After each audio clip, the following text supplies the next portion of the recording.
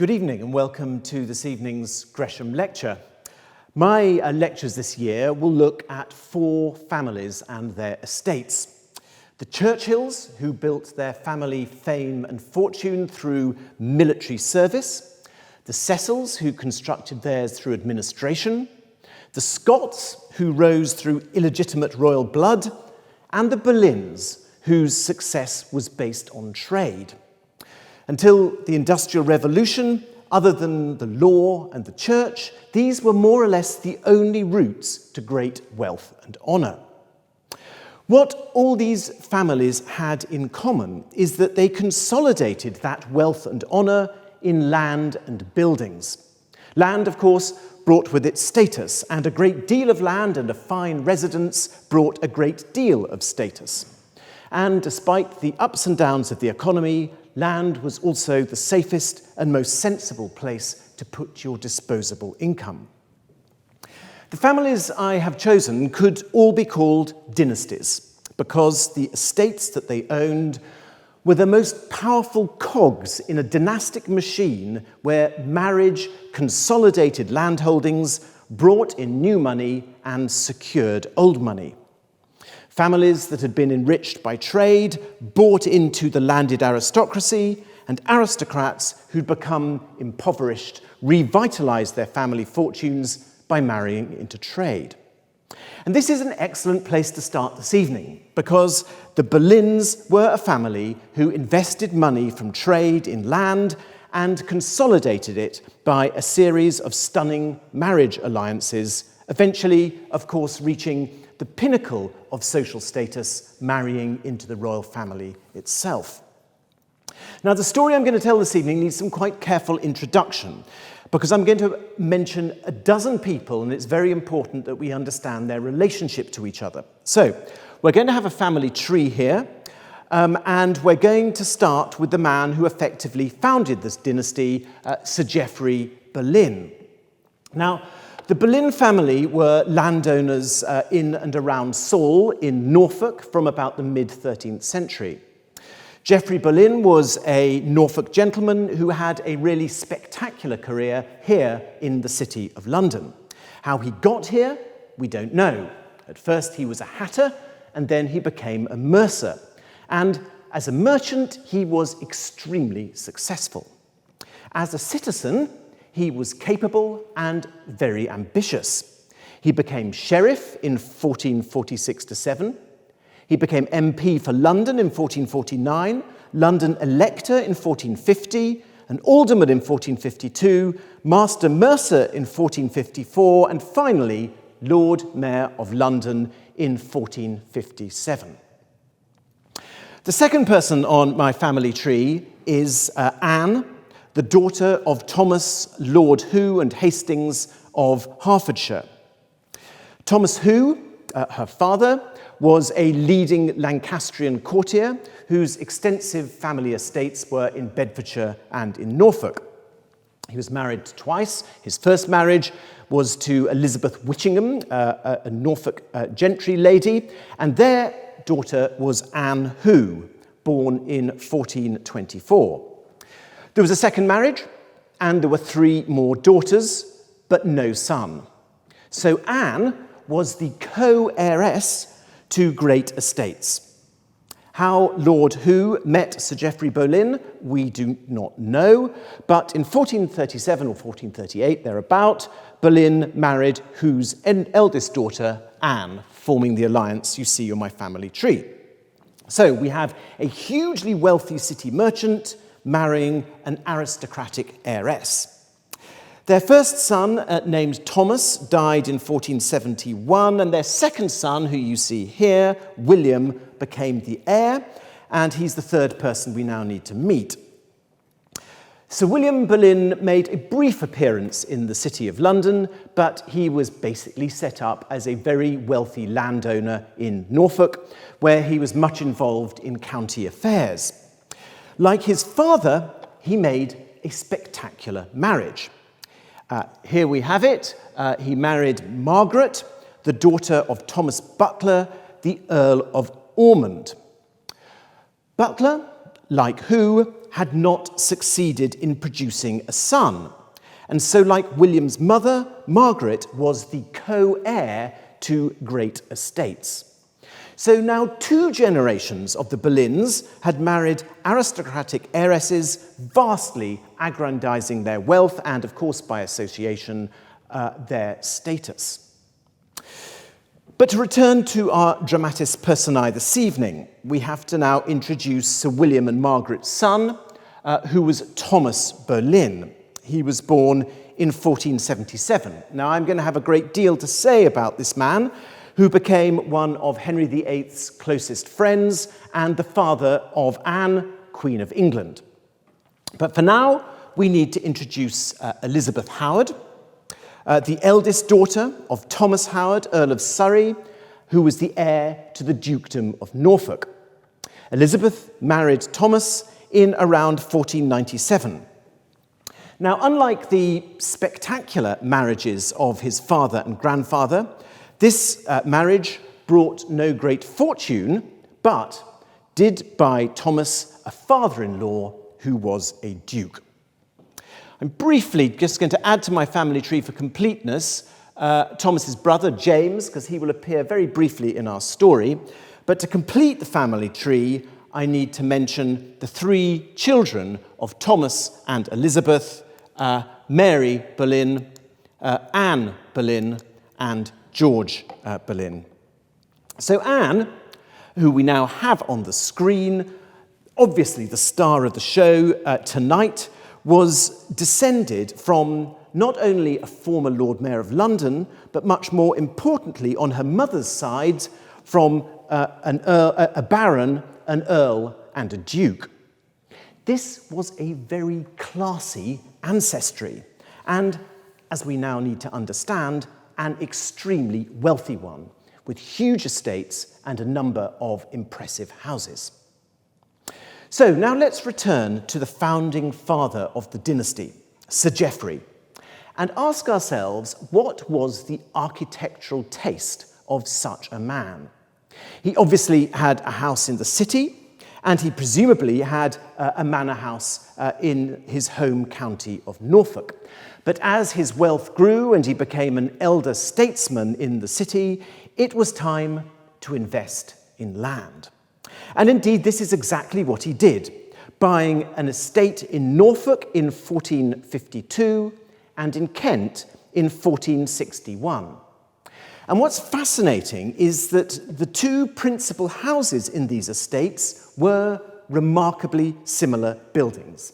They were both moated castles built in the 1380s or 1390s by former soldiers and royal servants. Now, Geoffrey was an exceptionally wealthy man. He could afford to lend the king £1,246 at a time when it was absolutely certain that he'd never get it back. So he could have afforded to buy an estate with a modern house, or perhaps an estate where he could build a new house. But his choice to buy these 2 late 14th century castles must have been entirely deliberate and reflected a taste for a military style of architecture.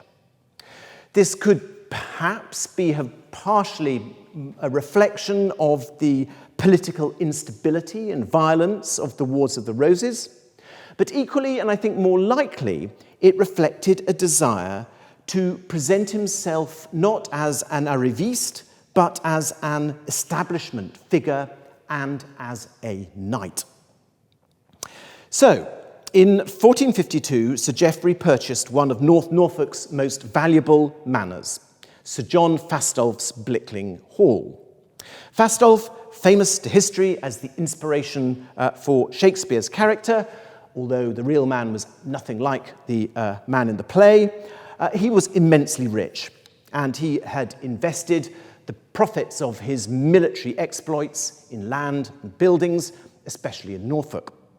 He spent some £24,000 buying and improving manors, amongst which was the house at Blickling, which he bought in 1432. Fastolf, without heirs, sold it to Boleyn for a cash sum and an annuity. Well, here is Blickling Hall today, in my view, one of the most gorgeous sights anywhere in England. We're told from the guidebook that it was built by Sir Henry Hubbard in about 1618. But investigations by a series of historians have shown that Hubbard, in fact, modernised and modified an existing house. And the core of what you can visit today with your National Trust card already existed when he bought the property in 1616. And what is quite certain is that various features of the house, such as the long gallery, and you see the wing of it there, plus various windows, which you can see in this view of 1725, unquestionably date from the period of the Boleyn ownership. Fastolf's Blickling had been built and subsequently owned by military men and courtiers, and perhaps Geoffrey hoped that some of their lustre would wear off on him. So that's Blickling. The second country house he bought was Hever. This was purchased in 1461 from William Fiennes, Lord Say and Seal. Hever Castle, as it stands today, as you see it there, was built in 1383 by a man called John de Cobham and was one of a number of moated stone castles built in the years around 1380 in reaction to the violence and uncertainty of the age. Hever's square plan, which you see here, was absolutely the norm for the time and paralleled by dozens of other castles of the same period, perhaps also including the original house at Blickling. It was driven by the joint needs of domesticity and defence, and its plan was completely standard, with a great gatehouse, opposite which was a great hall, an upper staircase on this side on the west here, the family lodgings, which were essentially in just 3 rooms. Hever was a small, neatly planned, fortified house, the residence of a wealthy landowner, not a great magnate. So why did Geoffrey buy it? Well, 2 reasons, I think. First of all, and very importantly, he needed a country house much closer to London than Blickling, which, and I live in Norfolk, so I can say this, is in the middle of nowhere. And secondly, I think he bought it because it was situated in the heavily wooded Weald, which was very good hunting ground. Now, though Geoffrey may have been happy with the external appearance of Hever, he actually decided to modernise the interior. And you can see here that this original Great Hall was a vast room, no fireplace, hearth in the middle, smoke goes up through the rafters of the roof. What Geoffrey Boleyn does is he modernises it by putting big windows in the north wall, a fireplace. He divides the Great Hall to make it smaller, making a private ground floor room with a fashionable bay window before going up the stairs to the 3 family rooms on the first floor.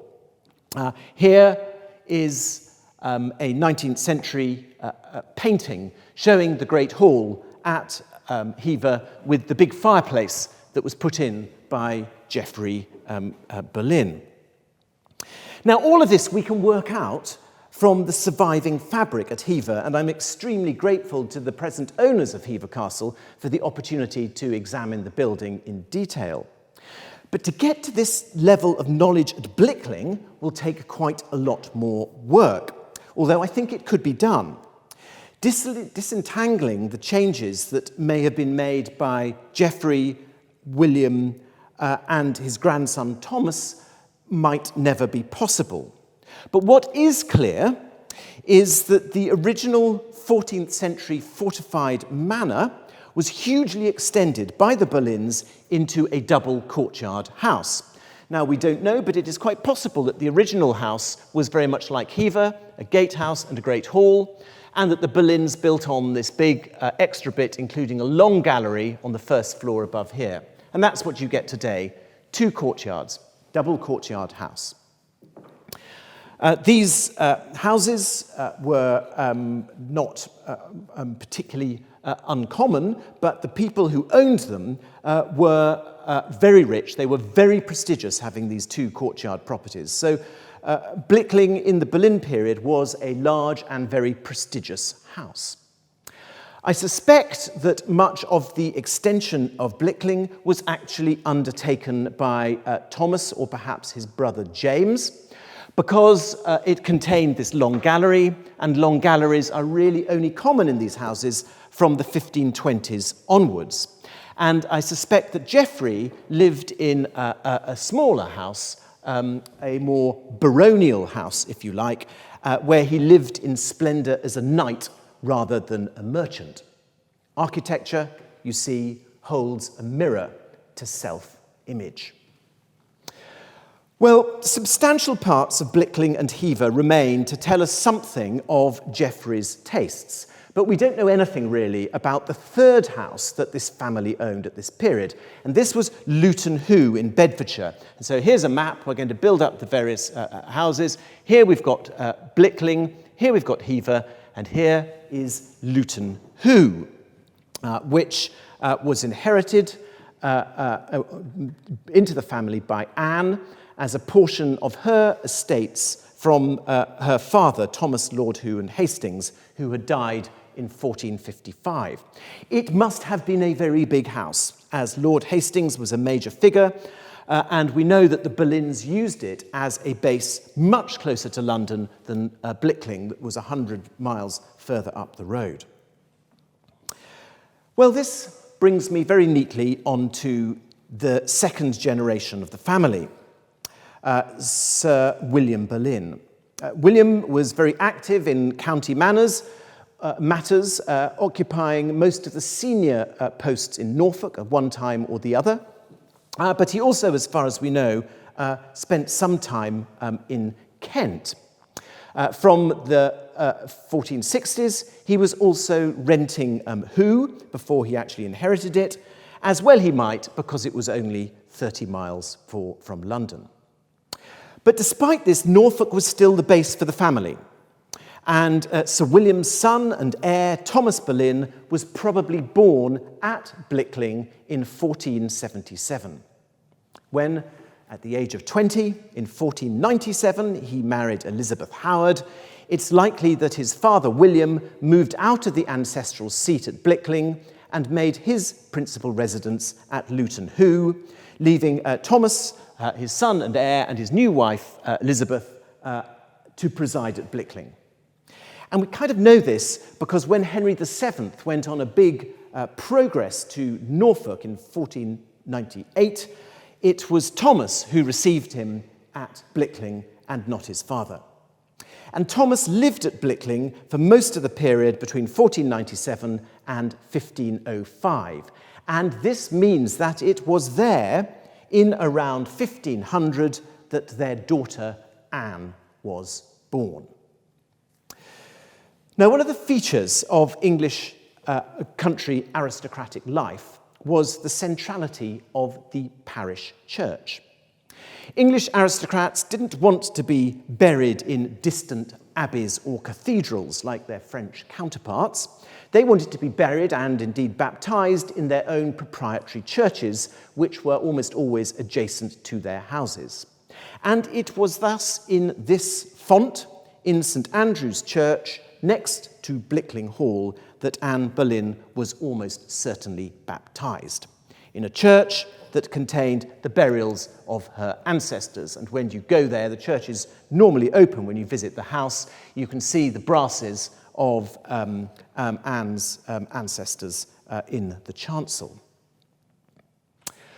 In 1501, the ageing Sir William Boleyn granted Hever and his other Kentish properties to some trustees for his lifetime to hold for his daughter-in-law Elizabeth after his death.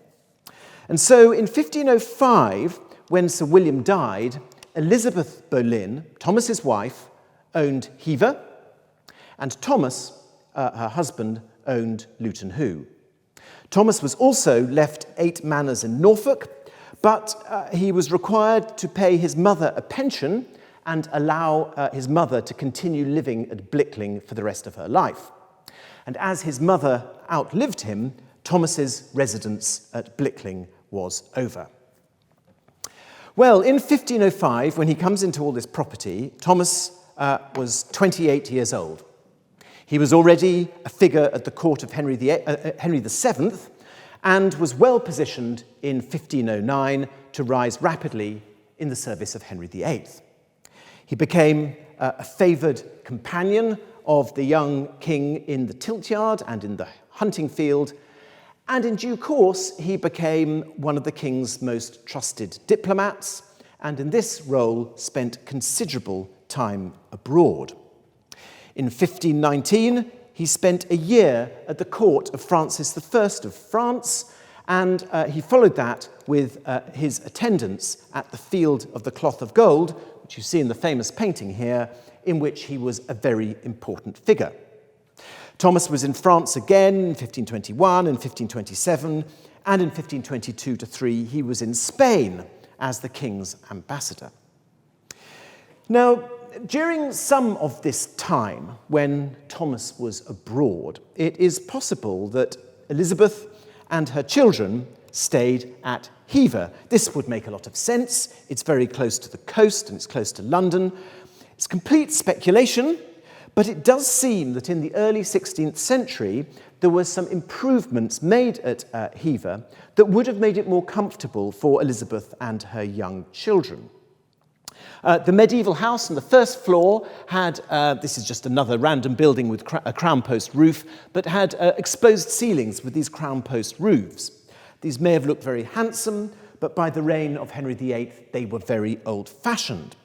And therefore, the family rooms at Hever were sealed over with plaster ceilings, making the house more modern and presumably warmer. But Hever was very small. The castle essentially had a single principal first-floor suite of rooms, and by the time Elizabeth inherited Hever, she had 3 young children: Mary, born in 1499, Anne in 1500, and George in 1504. Now, of course, the children of noble families were often farmed out to wet nurses and later put into the households of their social superiors, which, of course, is what happened to Anne. But in 1505, Anne was 5, Mary was 6, and George was only 1. And we can have expected them have all to be living with their parents, with their nurses and other attendants. And together with the household servants of Thomas and Elizabeth, it's a bit problematic to regard Hever as being large enough to be the principal family home. And indeed, it need not have been, because in 1515, the Boleyns finally came into Thomas's mother's estates. Because if you remember, Sir William had married the co-heir of Thomas Butler, the 7th Earl of Ormond, and when he died in 1515, 2 of the largest houses in Essex fell into the Boleyn property portfolio: New Hall near Boreham and Rochford Hall near Rochford in Southend. So these are the 2 Essex houses that they got in 1515. Now, the manor of Rochford had been owned by James Butler, Earl of Wiltshire and Ormond, who had forfeited it after being on the wrong side in the Battle of Towton in 1461. His brother, Thomas, succeeded in getting the title and the estates restored to him in Henry VII's first Parliament, and Thomas then went on to have a very successful career at court, serving as Elizabeth of York's Lord Chamberlain, and then from 1509 as Chamberlain to Catherine of Aragon. And he used Rochford Hall extensively, living there much of the time. It was a substantial house. Today, it is a golf club, and visiting it made me almost want to take the sport up, but perhaps not quite.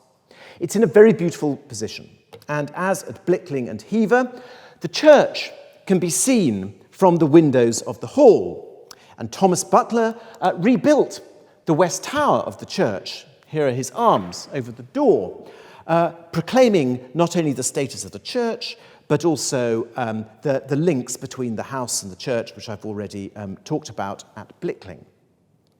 Now, unfortunately, the surviving remains of the house have been cruelly defaced by fires, bombs, and Philistines. And despite an actually very imaginative restoration in 1987, working out what we have there is not that easy. And I think actually that most of the house that remains today post-dates the Boleyns and was actually built by the fabulously wealthy and appropriately named Richard Rich in the 1550s. It is just possible that this very charming chapel in the church was built by the Boleyns as a private chapel, and it is possible that Anne herself was on her knees in there when she stayed. But looking at the plan of the house, and this is just very schematic, you can see that if you were building a brand new house, you probably wouldn't have built a range out at that angle. And so it is likely that what we have today in the golf club does contain at its heart the house lived in by the Boleyns. This reconstruction that hangs on the wall in the golf club shows it in the 1550s. I don't think it was as large as that then, but it was unquestionably a house of some size and importance. Now, Thomas, who lives here, had been made a Knight of the Garter in 1523, and this is his brass in Hever Church, and you can see him wearing his garter robes, his garter badge, very, very proud of that. In 1525, his stock rising further still, he was created Viscount Rochford. His title wasn't Blickling, which was his ancestral home. It wasn't Hever, which his grandfather had bought. It wasn't Who. It was taken from his grandparents' estate in Essex, because it's his grandparents' lineage that led to the title, as his grandfather on his mother's side, of course, was the Earl of Ormond. But this was an Irish peerage. And although he sat in the English Parliament with a rather strange title, Thomas Ormond de Rochford Chevalier, it wasn't a proper English title. And so Thomas's creation as Lord Rochford was the first usage of it in the English period. And this stepping stone, which he took from this house, was the next step to his elevation in December 1529 to the hereditary title of the Earldom of Ormond. And at this point, his son George became Viscount Rochford.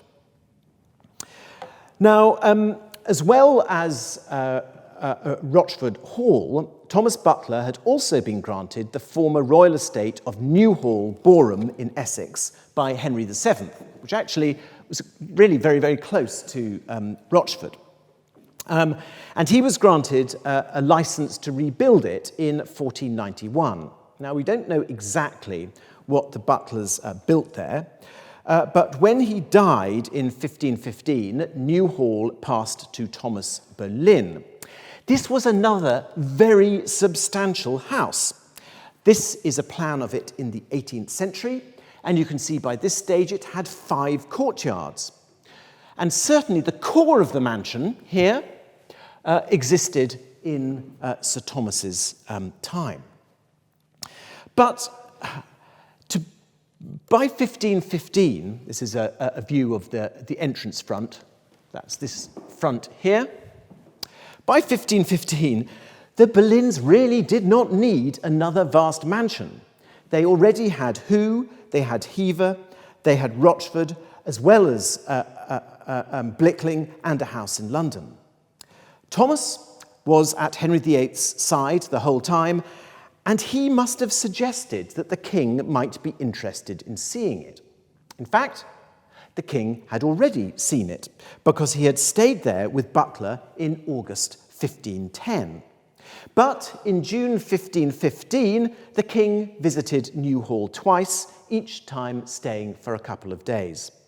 This was not only a fine mansion, but perhaps much more importantly, it was sited in the middle of a well-stocked park. And it was probably this that excited Henry VIII more than anything else. And so, in February the following year, Henry bought the estate from Sir Thomas Boleyn for £1,000 and immediately launched a campaign of rebuilding it and refurnishing it. But turning this Boleyn mansion into a royal palace was not the end of its history in the Boleyn fold, because in 1528, George Boleyn, Thomas's son and Anne's brother, was made keeper of the house, giving him a right to live in it when the king was not there. And so, although the house had been sold by the Boleyns to Henry VIII, the eldest son was still allowed to live there. Quite a good deal. And this good deal was all part of the structure of keeperships. Keeperships of royal houses was one of the big perks of royal service. And in fact, Thomas Boleyn also won a keepership in 1521. That year, the Duke of Buckingham had been attainted and Penshurst Place had fallen to the crown. Henry granted the keepership of the house to St. Thomas, to Sir Thomas. Henry visited in September 1538, but otherwise the house was just left to Boleyn to live in. And it is likely that he resided there, and there is the great hall that he would have known very well. Because if you go into Penshurst Church next door, you will find this little brass, which is a brass to one of Thomas's sons, a little boy called Thomas, who died at Penshurst and was buried in the Sidney Chapel in the Church of St. John the Baptist there. So, by 1521, the Boleyns had reached the pinnacle of their wealth. Let me just recap for a moment, and you'll see how they amassed an extraordinary number of important houses. So, Geoffrey Boleyn buys Blickling and Hever, and he marries into Who. His son, William, marries into a family and gains Rochford and New Hall, as well as Hever and Who, and of course Blickling that remained his family home. Thomas has, through his mother, has New Hall and Rochford. In addition to Who, he gains Penshurst from Henry VIII, and he gets Hever through his wife. And of course, his brother, James Boleyn, still has Blickling. This land, this property, was very much the background to their lives. These estates pumped cash into their pockets. The great houses were places to entertain and to hunt. But Thomas, when he was not travelling the continent, was required to be almost continually at court. In Christmas 1514, for example, the whole Boleyn family were involved in celebrations at court, including George, Thomas's eldest son, who was then a page to the king. Sir Thomas became treasurer to the household, and to fulfil this duty, he had to live in London. He had a house in London, but much more importantly, he had lodgings at court. In fact, when you look through the royal building accounts, you can work out that Thomas and Elizabeth had lodgings at the following royal palaces: Hampton Court, Richmond, Greenwich, where Thomas's rooms were directly beneath the King's Privy Chamber, at Windsor, at Woking, at Woodstock, and at Whitehall, where the Boleyns, as we shall hear in a second, were amongst the first courtiers to have lodgings there. In fact, Thomas and Elizabeth had lodgings at whichever house the king was staying at. So now we need to turn to Anne. Anne, I hope, as I have shown, was no country bumpkin. When she made her entry into the English court in 1521, she'd lived in France for 7 years. She had parents who had access to 3 very large houses, as well as their hunting lodge at Hever and lodgings at court. Her sister Mary was the king's mistress, and her father was one of the king's best friends. Fluent in French, a graceful dancer, she could play several musical instruments, she knew about books, clothes, and art. She was strong-willed, and she was opinionated. Added to this, she came from an extremely worldly wise family, and we've seen that she was brought up by parents who were heavily engaged in property transactions, estate management, and building projects. She was used to moving from one house to another, with different residences being used at different times of the year. And as Henry VIII's passion for Anne developed, they faced a problem. Catherine of Aragon held all the architectural cards. It was very easy for her to exclude Anne from the royal palaces. Nevertheless, Anne gradually acquired her own base, independent from her parents, inside Henry VIII's houses.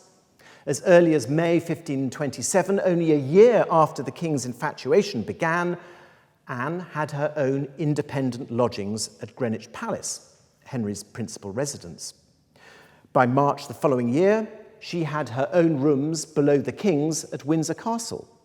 And in 1531, the king bought a farm near Greenwich for Anne, perhaps as a place for hoped-for trysts. But all this was very unsatisfactory, and so Henry asked Wolsey to arrange for a separate residence for her. Now, we don't know what Wolsey suggested, but Anne, strong-willed and clear-minded, didn't like his suggestion, preferring to make her own arrangements and renting the house of another courtier. Again, we don't know which house this was, but the king found it embarrassing and told her that it wasn't right that he should visit his lady lodged in the house of a servant.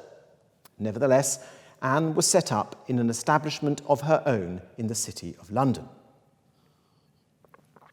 These very elaborate and complicated arrangements that had to be put together for Henry and Anne to live in the same place meant that they both longed for a place of their own.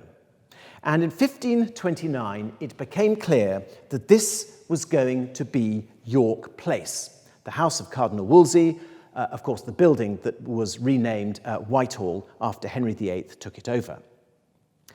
On 22nd of October, 1529, Wolsey surrendered all his property to the king, and just 2 days later, Henry and Anne Boleyn, accompanied by her mother, Elizabeth, arrived by barge at York Place at the landing stage here. So they came down the river. This is the Whitehall Palace, but the core of it's York Place, arriving at this landing stage, and inspected the house. That December, Henry and Anne spent Christmas together at Greenwich. We know, because we have the royal building accounts, that the royal architect, James Needham, was summoned to their chambers. And closeted away with the royal couple, Needham helped them conceive an astonishingly ambitious building project. It was for a huge new palace, which you more or less see on the screen here, which didn't only contain vastly enlarged royal lodgings, but a recreation centre and extensive gardens. Next to this would be a hunting park, which you can see the beginnings of here, and sited in the hunting park was to be a satellite palace, St. James's Palace, just off the screen in the top left-hand corner here, which was destined to be the future residence of the son and heir that they both felt convinced that Anne would bear the king. In October 1532, Anne and Henry went to France together to meet King Francis I. During that visit, they probably slept together for the first time. And back in London on the 17th of December, when Henry made a visit of inspection to Whitehall, he knew that Anne was pregnant. The royal lovers were at Greenwich for most of that January, but early on the morning of the 24th, Henry slipped into a specially prepared and newly matted barge with Anne and a couple of attendants and made for Whitehall. They disembarked at this landing stage, which you see a Elizabethan drawing of now, made their way through the galleries to the gatehouse, the Holbein Gate, and in this room, above the gate, finally the knot was tied, and Henry and Anne were man and wife. The choice of Whitehall was deliberate and, I would say, symbolic. This was a new start for the king and a new start for the country. A new queen, a male heir, and a modern, up-to-date palace replacing the ancient Palace of Westminster. Soon, Anne was not just wife, she was queen. This meant that she needed to be provided with a jointure. Now, a jointure was a portfolio of estates that yielded an income for the queen, because the queen had a completely independent stream of money from the king and from the state. She also needed a completely independent suite of houses, because as the king moved on his own itinerary around the country, so the queen moved on hers. And so this jointure really contained two things: land for investment and buildings, houses that she would actually use and live in. And this was standard practice for a queen consort. What queens did when they were assigned their jointure is they would then establish a council or a commission of advisors. And the Queen's Council would then manage the jointure lands, the lands that were kept for the Queen's income in her interest. Now, Anne was given a number of grants of property, and in April 1533, all the estates and houses of Queen Catherine were given to her. And what I just did was I literally just took a photograph of the calendar for the year 1533. So this is the summary of the original document, which lists the manors that were transferred from Catherine of Aragon to Anne Boleyn. And this is just one page. So a vast amount of land transferred to Queen Anne as her jointure. And at that moment, Anne actually became a greater landowner than Catherine, and in fact, a greater landowner than any other of Henry VIII's queens. And her income at this point was probably greater than any other member of her family so far. And that is saying quite something. So, Anne, as was traditional, immediately appointed a council. Instructions were given very specifically to survey all these lands. So she immediately commissioned surveyors to go out and visit all these properties and to review the terms of every single lease and every single rental. Anne was no backseat driver. This young woman, we must remember, was born into a family whose wealth and status was built on the careful husbandry of property. She personally considered the terms of many of the leases, and we know that in 1534-5, they yielded her an income of £5,056, 16 shillings and 11 pence. This actually, and amazingly, was more than she spent that year, putting her personal accounts into surplus. This is the end of the story of the Boleyn estates. Father, daughter, brother, and uncle between them were now one of the richest families in the kingdom. They had reached the pinnacle of the social order. Anne, as queen, lived up to the reputation of her ancestors as an acquisitive exploiter of land for wealth and status. She was also, and this is a very important point, the last in the line of Boleyn women who made all the running. we've got to remember that 4 generations of this family were made by marriage and by the estates, the status, and the connections that the wives brought. And there's a real sense in which the Boleyn family was built by women. But tonight we don't end with that point. We end with the king. Because up until he fell in love with Anne Boleyn, Henry VIII was not very interested in building. Certainly, he owned many properties. He inherited more than 20 from his father, Henry VII. But if you look at the building works in the first part of Henry VIII's reign, they're all to do with the interests of a teenage aristocrat. He's interested in tilt yards. He's interested in castles. He's interested in building a factory to build armour. He's interested in stables for his horses. In no sense was he a great patron of architecture or a monarch who was interested in building for its own sake. It was only with Anne at his side that he first embarked on a major architectural project. And of course, Henry VIII later became one of the greatest royal buildings ever. At his death in 1547, he owned over 70 houses and had spent probably more than £1 million in Tudor money on building and furnishing them. And Whitehall, which became one of the largest palaces in Europe and was the headquarters of the English monarchy for 150 years, was conceived as much by Anne as it was by Henry. And in this way, it became the greatest of all the Boleyn houses. Well, next time, on November the 4th, I shall be talking about the Cecil family, a family who rose to enormous wealth and success through an entirely different route.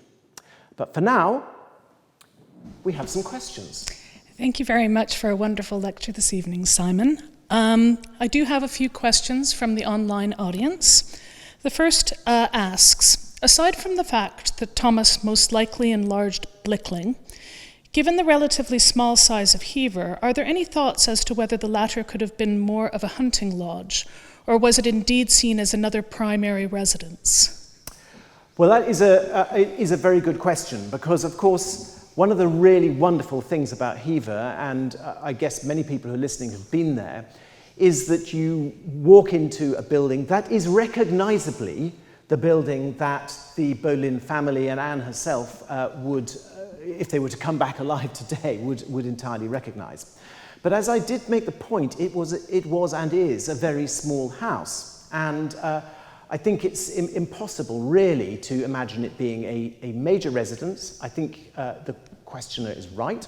It was a hunting lodge, but it was also very, very useful at the period when Henry and Anne were in this very tricky relationship where the king was married, she had to preserve her honour, she couldn't be seen to be giving in to the king. It was very close to Greenwich. It was the closest of all the Boleyn houses to Greenwich.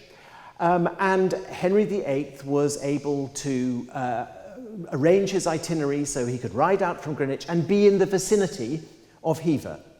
Hever, very small, you couldn't have a lot of servants there, so it was actually very private.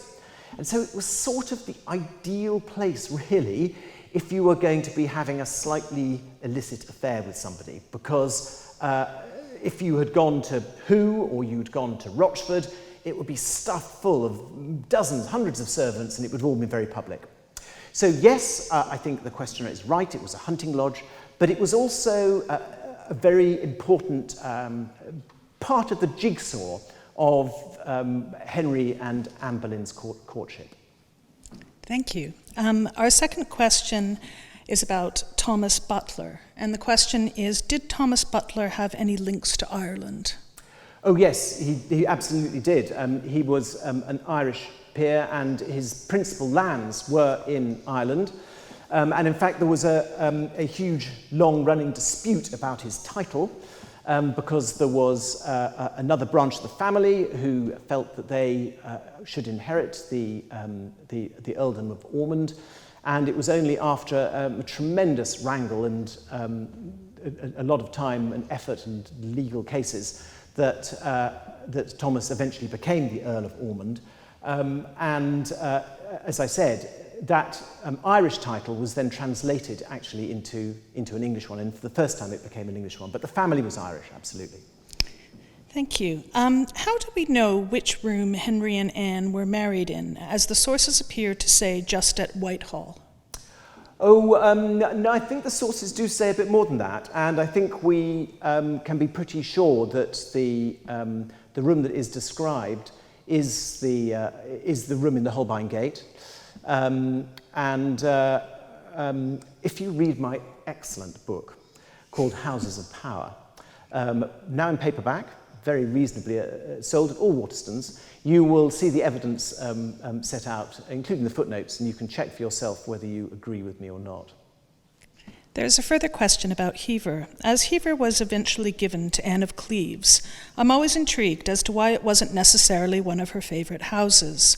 Was there a reason for this? Was it to do with its design? Was it not considered modern by then?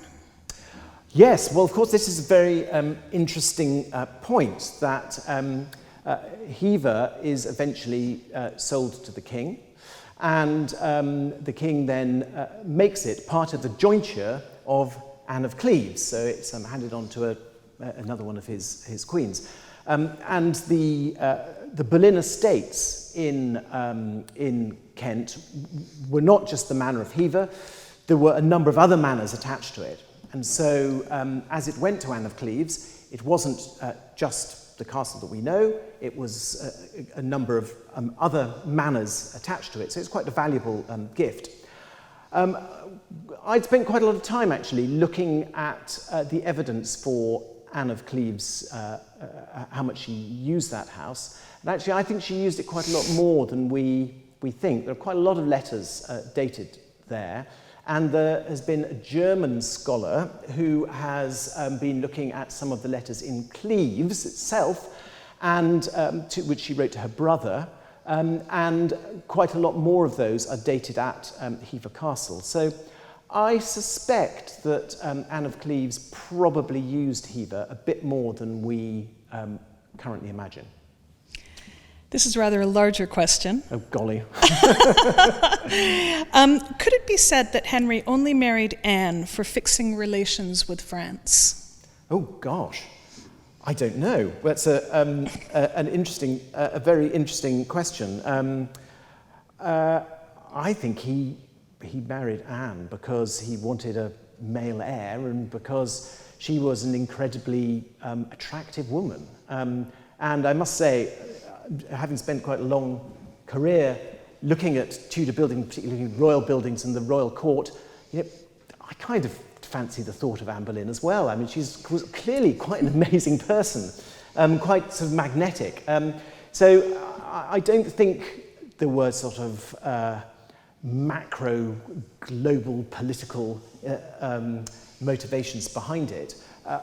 Unquestionably behind it was this very strong sense that God was punishing him for a marriage that was contrary to the book of Leviticus, that the reason he couldn't have a son was because there was displeasure from on high, and that had to be fixed by marrying someone who was legitimate and hopefully would produce a son.